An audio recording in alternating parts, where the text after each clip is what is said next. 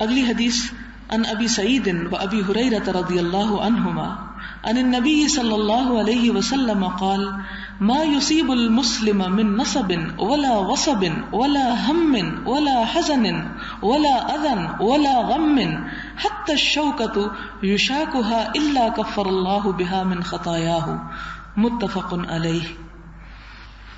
حضرت ابو سعید اور حضرت ابو ہریرہ سے روایت ہے، یہ دونوں روایت کرتے ہیں کہ حضور صلی اللہ علیہ وسلم نے فرمایا کہ کوئی مومن ایسا نہیں کہ جس کو کوئی مصیبت پہنچے. یہاں پر آپ دیکھیں کہ مصیبت پہنچے کس کس چیز کی، آگے ان چیزوں کا تذکرہ ہے. سب سے پہلے فرمایا گیا نصب. نصب کہتے ہیں تھکاوٹ کو، کہ کسی قسم کی مسلمان کو تھکاوٹ لاحق ہو جائے، کوئی مرض ہو جائے، کوئی حزن و ملال ہو، تکلیف اور غم ہو، حتیٰ کہ کانٹے کی چبھن جیسی تکلیف نہیں پہنچتی مگر یہ کہ اللہ تعالیٰ اس کے گناہوں کو اس کے بدلے میں معاف کر دیتے ہیں. اب آپ دیکھیں کہ یہ وہ چیزیں ہیں کہ جو ہر روز ہر دن ہمیں کسی نہ کسی طرح پہنچتی رہتی ہیں. سب سے پہلی چیز جس کا ذکر کیا گیا وہ تھکاوٹ ہے. انسان گھر کے کام کاج کر کے مختلف اور کاموں کے بعد جب اسے تھکن لاحق ہوتی ہے تو ایسی صورت میں اگر اس تھکن پر بھی وہ اللہ تعالیٰ سے اجر کا طالب ہو اور اس پر اس لیے صبر کرے کہ خدا اس کی بہترین جزا دینے والا ہے، تو اللہ تعالیٰ اس کے لیے واقعی بہترین بدلہ اپنے پاس رکھتے ہیں. پھر ولا وصب، وصب کہتے ہیں مرض کو، بیماری کو، کہ کسی قسم کی کوئی بیماری، کوئی فلو، کوئی کھانسی، کوئی گلا خراب، کوئی سر درد، کسی بھی قسم کی. ایک ہوتی ہے مرض اور ایک ہوتی ہے وصب. وصب ہوتی ہے کوئی بھی مرض، چھوٹی موٹی، یعنی کچھ بھی. ولا ہم، ہم ہوتا ہے ایسا غم جو دل میں اندیشہ، ملال، فکر ڈال دے، یعنی کوئی خاص غم کی شکل نظر نہ آئے لیکن انسان اندیشوں میں مبتلا ہو. اور ولا حزن، اور نہ کوئی غم. حزن وہ ہوتا ہے کہ جس میں دوسرے کا فکر ہو.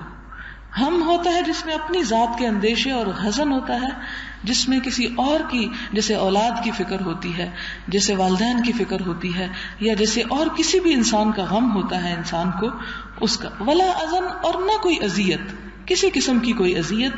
ولا غم، اور نہ کوئی غم. غم عموماً وہ چیز ہوتی ہے جو انسان کو اتنا مجبور کر دے، یعنی اس کے عقل پہ پردہ ڈال دے، اس کے لیے دن کو اندھیرا کر دے. جیسے غمامہ کہتے ہیں بادل کو، جب بادل آ جاتے ہیں تو سورج کو ڈھانک لیتے ہیں. سورج کو ڈھانکنے کے بعد اندھیرا تو نہیں ہوتا، رات تو نہیں آتی، لیکن آپ نے دیکھا ہوگا کہ پوری روشنی بھی نہیں رہتی. تو غم ایسی کیفیت کو کہتے ہیں کہ جس میں انسان کا دل ایسی تکلیف میں مبتلا ہو جائے کہ جس کے بعد اسے کوئی اپنا فیوچر نظر نہ آتا ہو، اس مشکل کا کوئی حل نظر نہ آتا ہو. پھر فرمایا حتی الشوکۃ، یہاں تک کہ کانٹا بھی اگر چبھ جائے. اور کانٹا تو بطور مثال دیا نا، سمبولک ہے، یعنی اگر انسان اگر کسی چھری سے کام کر رہا ہے وہ چھری لگ جاتی ہے، کہیں گزرتے ہوئے کسی چیز کے ساتھ کوہنی لگ جاتی، کہیں اٹک جاتا ہے، کوئی جوتا چبھ جاتا ہے، کہیں موچ آ جاتی، کسی بھی قسم کی چھوٹی موٹی تکلیف جب اسے پہنچتی ہے تو ان سب کے بدلے میں اللہ تعالیٰ اس کی خطاؤں کو دور فرماتے ہیں، انہیں دھو دیتے ہیں، انہیں درست کر دیتے ہیں. تو یہ کس لیے ہوتا ہے؟ انسان کے اس مصیبت پر صبر کرنے کی وجہ سے. لیکن اگر انسان وہاں بیٹھ کے گالیاں نکالنا شروع کر دے، یا بد زبانی شروع کر دے، یا اللہ تعالیٰ سے شکوے شروع کر دے، تو تکلیف تو ہوتی ہے، جو ہو ہی جاتی ہے، وہ تو نہیں ٹلتی. کانٹا جو چبھ گیا، اب آپ واویلا مچا دیں تو کانٹا اس سے تو نہیں نکلے گا مثلا. یا اگر کہیں کٹ لگ گیا، خون نکل رہا ہے، تو چیخنے چلانے سے خون تو نہیں بند ہو جائے گا. یا اللہ تعالیٰ کے خلاف یا اللہ کی ناشکری کے کلمات زبان سے نکال کر وہ دکھ تو وہی رہے گا، لیکن انسان اس کا اجر بھی کھو دیتا ہے. تو ایسی صورت میں صبر ایک ایسی چیز ہے جو انسان کے لیے روشنی بھی ہے اور انسان کے لیے ایک حسن بھی ہے. اس میں انسان کی شخصیت کے اندر ایک ایسا نکھار بھی آ جاتا ہے کہ جس سے وہ اللہ اور بندوں دونوں کا محبوب ہو جاتا ہے. اگلی حدیث حضرت ابن مسعود رضی اللہ تعالی عنہ سے ہے. وہ بیان فرماتے ہیں کہ ایک مرتبہ جب حضور صلی اللہ علیہ وسلم کو بخار تھا تو میں آپ کی خدمت میں حاضر ہوا اور میں نے عرض کیا، یا رسول اللہ صلی اللہ علیہ وسلم، آپ کو تو بہت تیز بخار ہے. آپ صلی اللہ علیہ وسلم نے ارشاد فرمایا، ہاں، مجھے تم لوگوں کی نسبت 2 آدمیوں کے بخار کے برابر بخار ہوتا ہے. اندازہ کریں. میں نے عرض کیا، اس کی کیا وجہ ہے؟ کیا آپ کے لیے دگنا ثواب ہے اس کے لیے؟ آپ نے فرمایا ہاں. اس کے بعد فرمایا کہ کوئی مسلمان ایسا نہیں جسے کوئی تکلیف پہنچے، مثلاً کانٹے کی یا اس سے زیادہ کی، مگر یہ کہ اللہ تعالیٰ اس کی وجہ سے اس کے گناہ معاف فرما دیتا ہے، اور اس کے گناہ اس طرح جھڑ جاتے ہیں جیسے سوکھے درخت کے پتے جھڑ جاتے ہیں.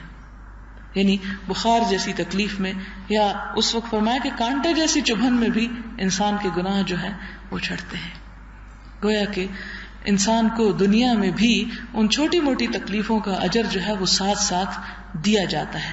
یہاں ایک خاص قابل ذکر بات یہ ہے کہ حضور صلی اللہ علیہ وسلم کی دگنی تکلیف، جبکہ ہم دیکھتے ہیں کہ حضور صلی اللہ علیہ وسلم اللہ کے محبوب تھے، اللہ کے پیارے تھے، تو کیا کوئی اپنے پیارے کو اذیت دے کر خوش ہوتا ہے؟ نہیں.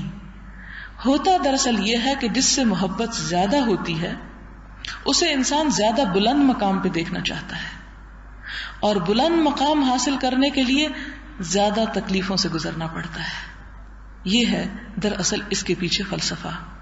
تو کبھی بھی اللہ تعالیٰ کی طرف سے اگر کسی قسم کی کوئی ہم دیکھتے ہیں کہ کوئی محرومی آ جاتی ہے، کوئی آزمائش آتی ہے، کوئی تکلیف آتی ہے، کوئی دکھ آتا ہے، اور اس میں اگر عام لوگوں کی نسبت شدت زیادہ آ جاتی ہے، تو اس سے یہ نہیں سمجھنا چاہیے کہ خدا تعالیٰ ہم سے ناراض ہے یا نعوذ باللہ ہمارے لیے ہمارے دشمن ہیں. نہیں، اگر وہ اپنے محبوب کو عام بندوں کی نسبت دگنا بخار دیتے ہیں تو پھر اگر ہمیں ایک گنا بھی ہو گیا تو اس سے کیا فرق پڑتا ہے. اور یہ انسان کو جتنی جتنی آزمائشیں زیادہ آتی ہیں اتنے ہی اس کے درجات زیادہ بلند ہوتے چلے جاتے ہیں. شرط یہ ہے کہ وہ ان پر صبر کرے اور اپنا رویہ وہی رکھے جو اللہ تعالیٰ اس سے چاہتا ہے.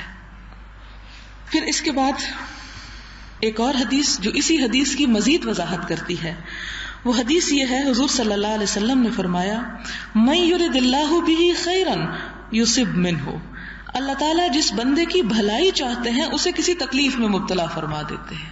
اب آپ دیکھیے کہ ہم کیا سمجھتے ہیں کسی تکلیف کو اپنے لیے کہ اللہ کی ناراضگی ہے، اور اللہ کو ہم پر کوئی پیار نہیں آتا، کوئی ہمارا خیال نہیں، اور آزمائشوں کے لیے کیا صرف ہم ہی رہ گئے ہیں. اللہ تعالیٰ فرماتے ہیں نہیں، تم بلکہ میرے زیادہ پیارے ہو گئے ہو.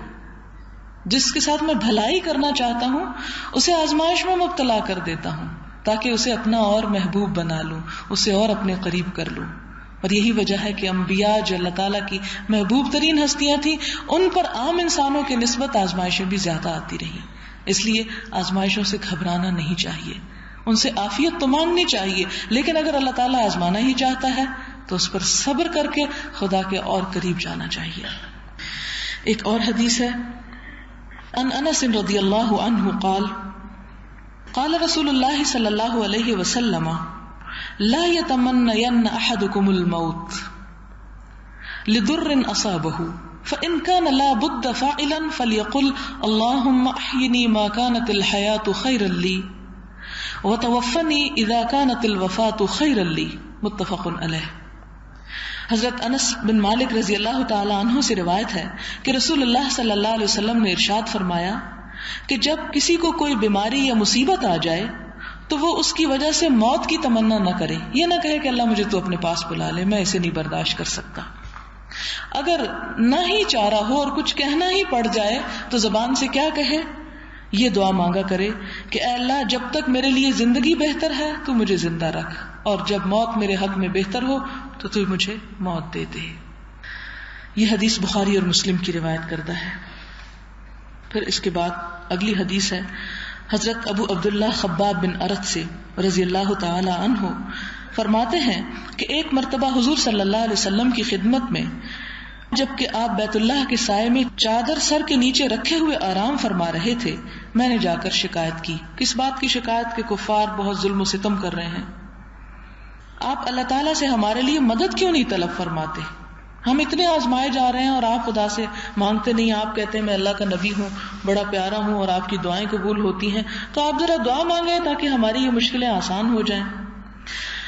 تو آپ صلی اللہ علیہ وسلم نے ارشاد فرمایا کہ تم سے پہلے تو اہل حق میں سے کسی شخص کو ایمان لانے کی پاداش میں گرفتار کر کے زمین میں گڑھا کھود کر گاڑ دیا جاتا، پھر آرا سر پر رکھ کر بدن 2 حصوں میں چیر دیا جاتا اور لوہے کی کنگھی سے اس کی کھال چھیلی جاتی کہ ہڈی تک اس کا گوشت نکل آتا، یعنی اس کا گوشت الگ الگ ہو جاتا.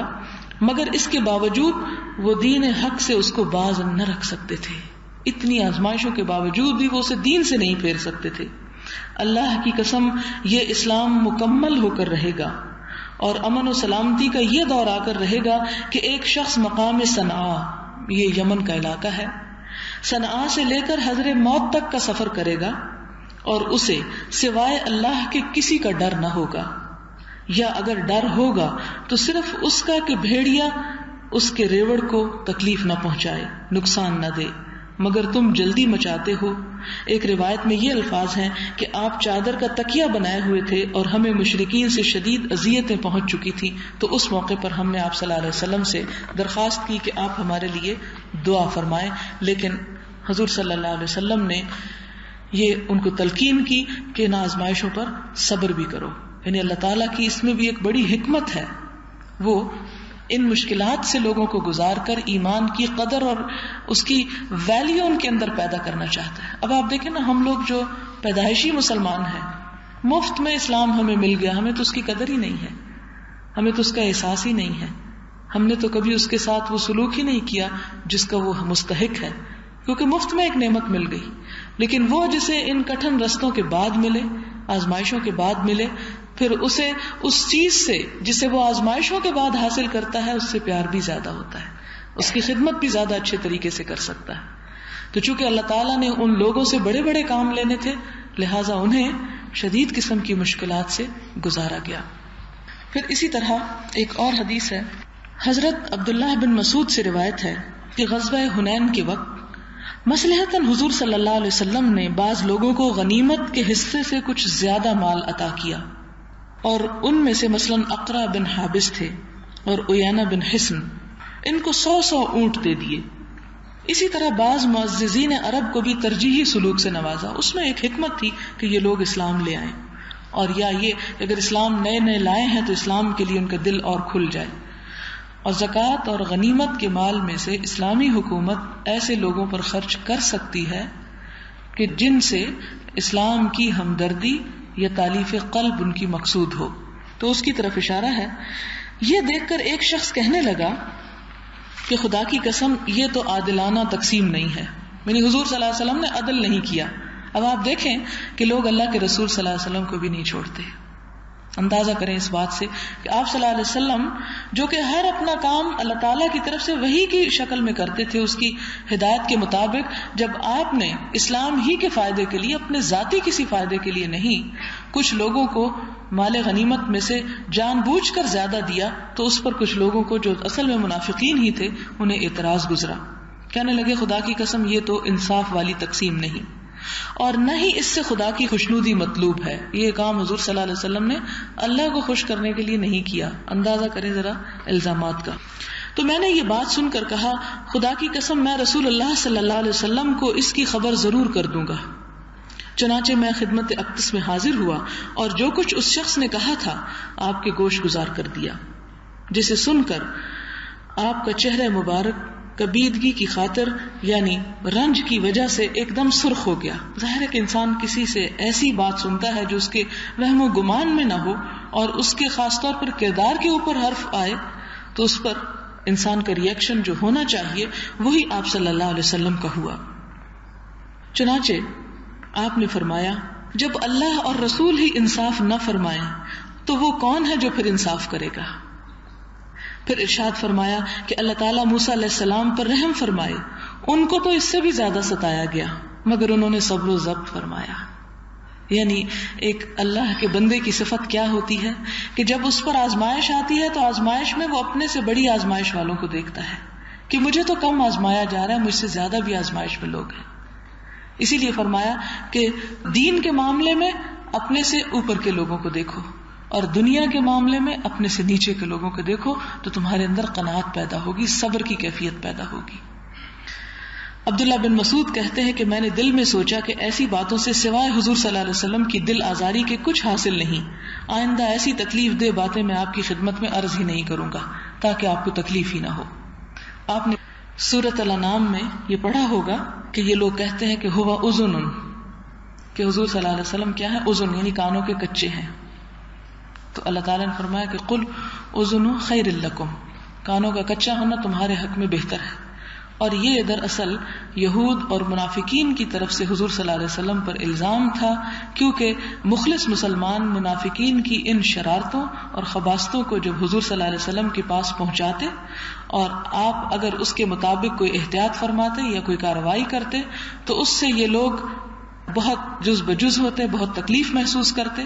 بجائے اس کے کہ اپنے طرز عمل کو بدلے، وہ کیا کرنا شروع کر دیتے، الٹا حضور صلی اللہ علیہ وسلم پر الزام لگاتے تاکہ ان کے اپنی غلطیاں اور برائیاں چھپی رہیں، اور جو اسلام کے خلاف سازشیں وہ کر رہے ہیں وہ کرتے چلے جائیں.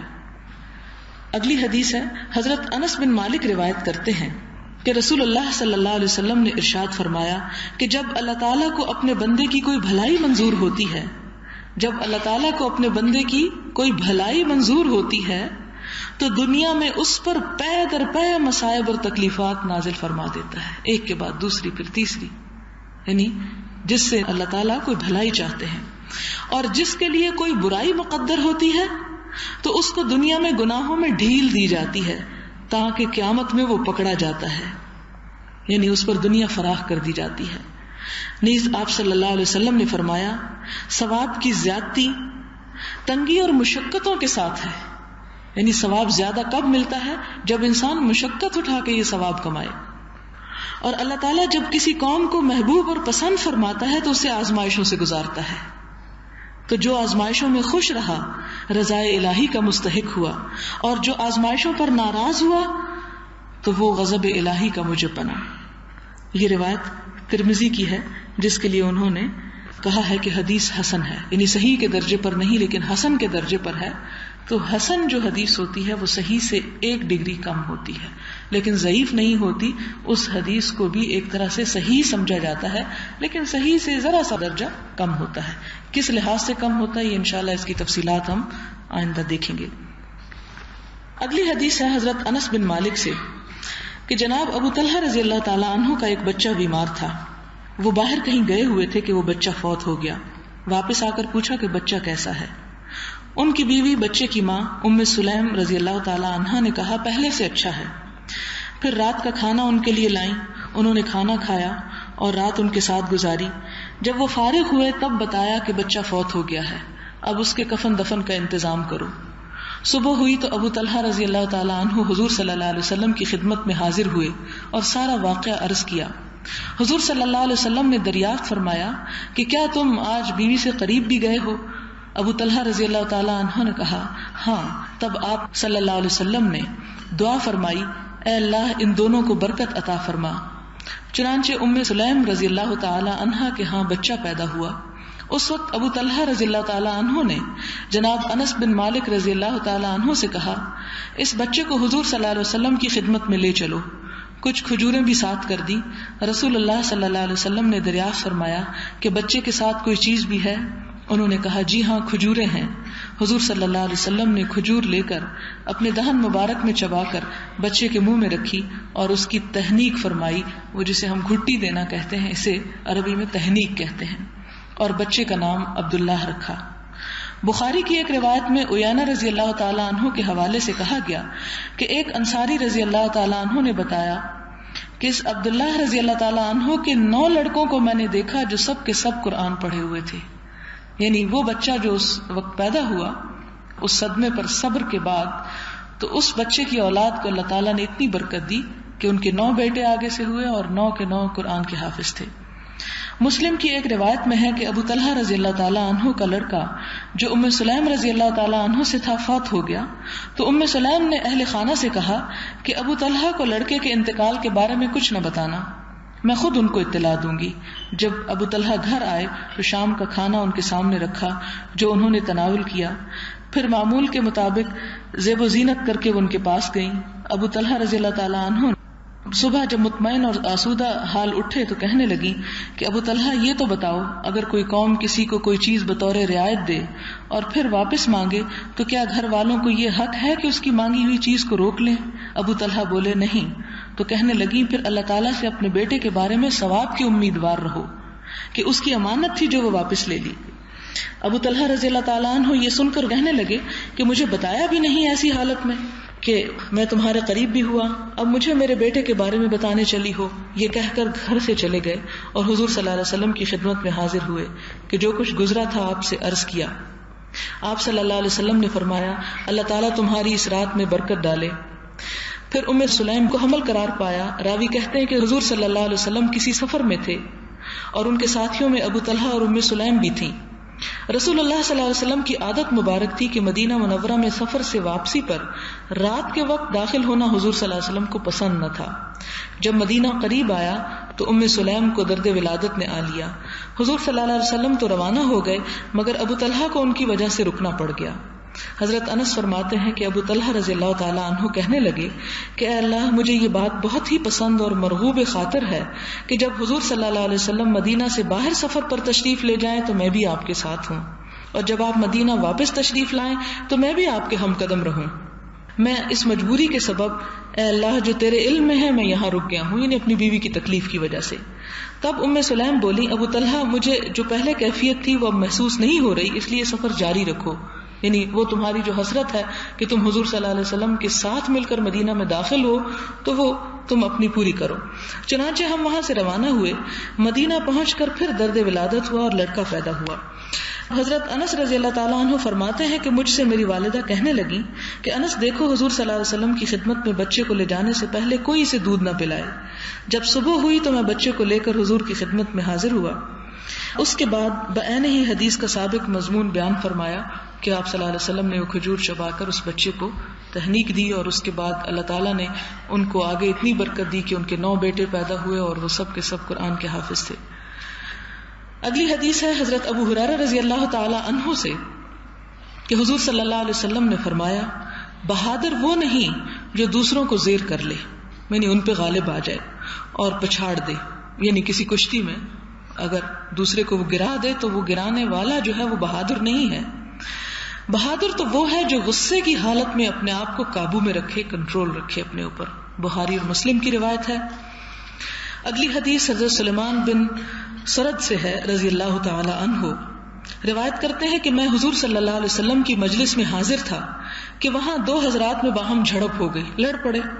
ان میں سے ایک کا چہرہ غصے کی شدت سے سرخ اور گلے کی رگیں پھول گئیں۔ اس وقت رسول اللہ صلی اللہ علیہ وسلم نے ارشاد فرمایا کہ مجھے ایک ایسا کلمہ معلوم ہے کہ اسے یہ کہہ لے تو اس کی یہ حالت جاتی رہے گی، اور وہ کلمہ ہے اعوذ باللہ من الشیطان الرجیم۔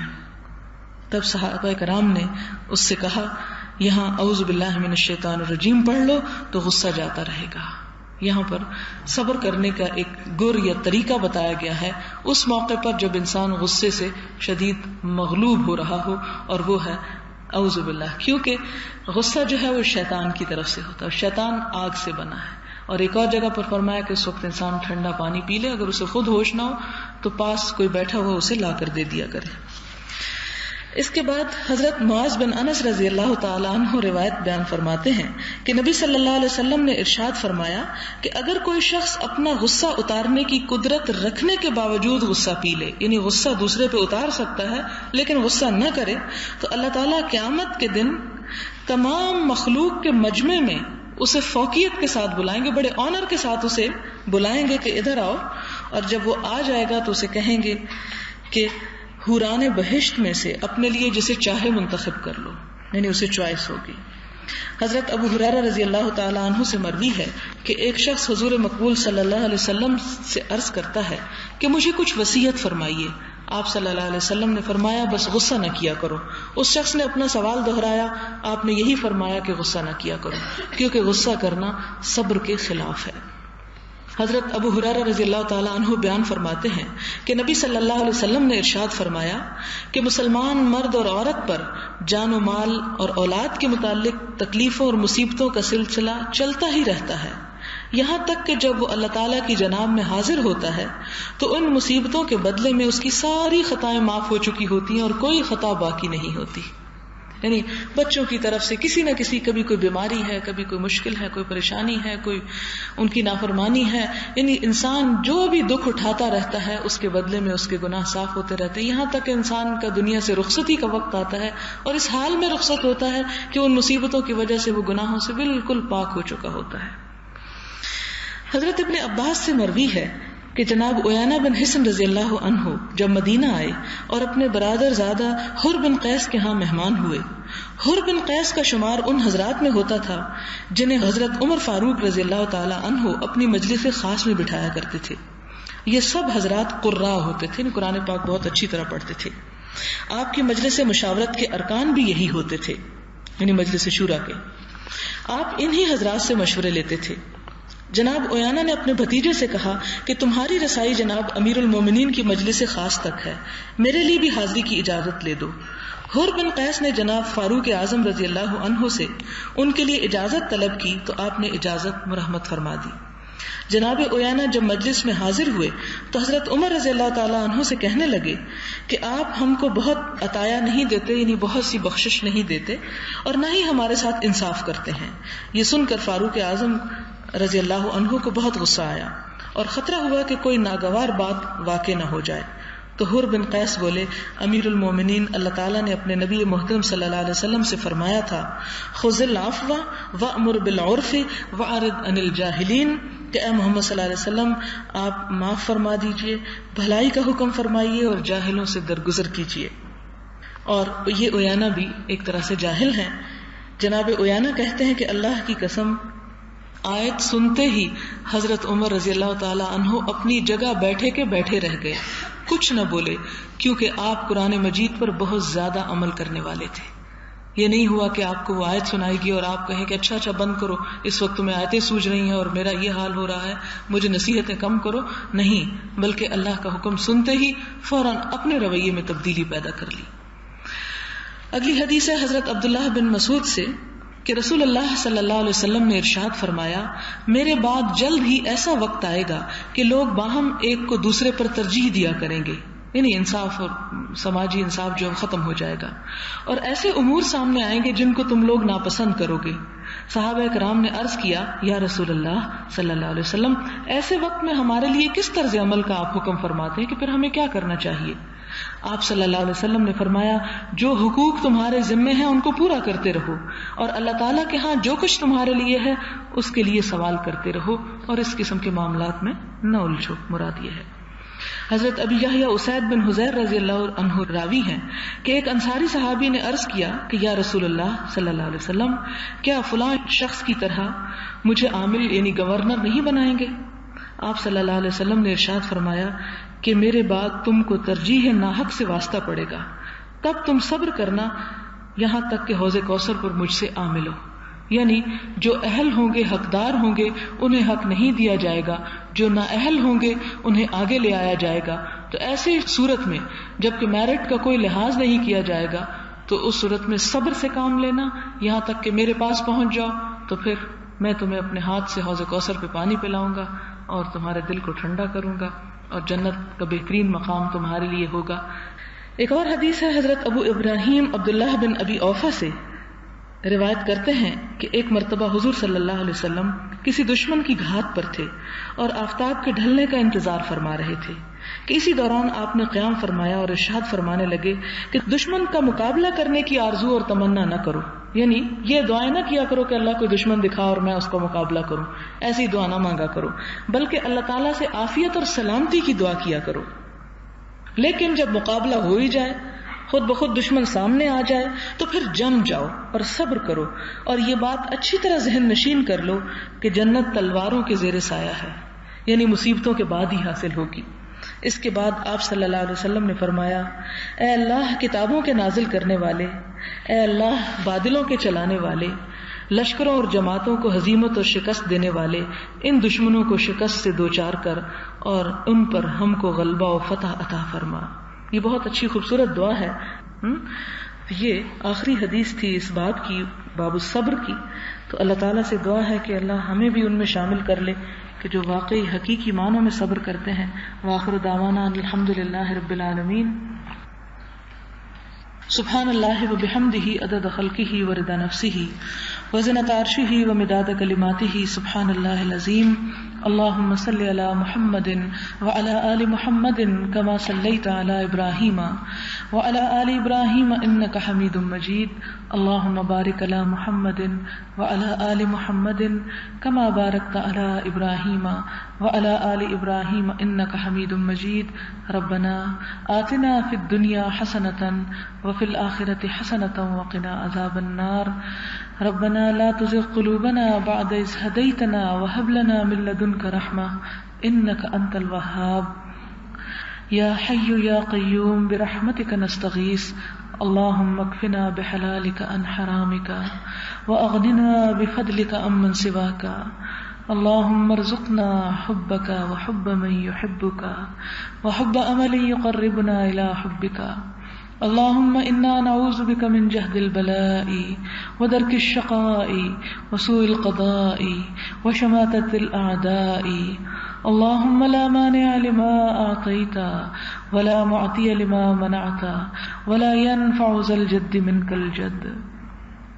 يا حي يا قيوم برحمتك نستغيث. اللهم انفعنا بما علمتنا وعلمنا ما ينفعنا وزدنا علما. یا رب العالمین، جو کچھ ہم نے سیکھا ہے، جو پڑھا ہے، اگر اس میں کوئی بات غلط ہو گئی ہو تو ہماری اصلاح فرما دے. ہمیں صحیح راستے کی ہدایت عطا فرما، صحیح علم عطا فرما، صحیح علم حاصل کرنے کی توفیق عطا فرما. یا اللہ، تو ہمیں وہ طرز عمل اختیار کرنے کی توفیق دے جو تجھے پسند ہو. اللہ تعالی ہمیں ہر اس کام سے اور اس بات سے بچنے کی توفیق دے جو تجھے ناراض کرتی ہو. اللہ ہمیں بہترین صبار اور شکور بنا دے. یا ارحم الراحمین، ہمارے اندر صبر کی صفت بہترین احسن طریقے سے پیدا فرما. یا رب العالمین، ہمیں ہر طرح کی مصیبتوں مشکلات سے عافیت میں رکھ. یا اللہ، تو ہم سب کو اپنے قریب کر لے، ہم سے اپنے دین کی خدمت لے لے. یا اللہ، اس کام کے کرنے کو تو اپنی رحمت سے قبول فرما. یا رب العالمین، جو بہنیں یہاں پر آئی ہیں، اللہ اپنی رحمت سے ان کا آنا قبول فرما. اس محفل کو ان کے حق میں حجت بنا، انہیں عمل کی توفیق عطا فرما. اللہ ہماری اولادوں کو ہماری آنکھوں کی ٹھنڈک بنا. یا اللہ، تمام بیماروں کو صحت عطا فرما، ساری مشکلات کو تو آسان کر دے. یا رب العالمین، پاکستان کو ایک مضبوط پاکستان بنا. اللہ اسے دن دگنی اور رات چگنی ترقی عطا فرما. یا رب العالمین، تو امت مسلمہ کو وحدت عطا فرما. یا اللہ، تو اپنی رحمت سے ہم سب سے راضی ہو جا. اللہ، تو ہم سے خوش ہو جا. ربنا تقبل منا انك انت السميع الدعاء وتب علينا انك انت التواب الرحيم. وصلى الله تعالى على خير خلقه محمد وعلى آله واصحابه واهل بيته اجمعين برحمتك يا ارحم الراحمين. الہی آمین. سبحانك اللهم وبحمدك نشهد ان لا اله الا انت نستغفرك ونتوب اليك. والسلام علیکم ورحمۃ اللہ وبرکاتہ.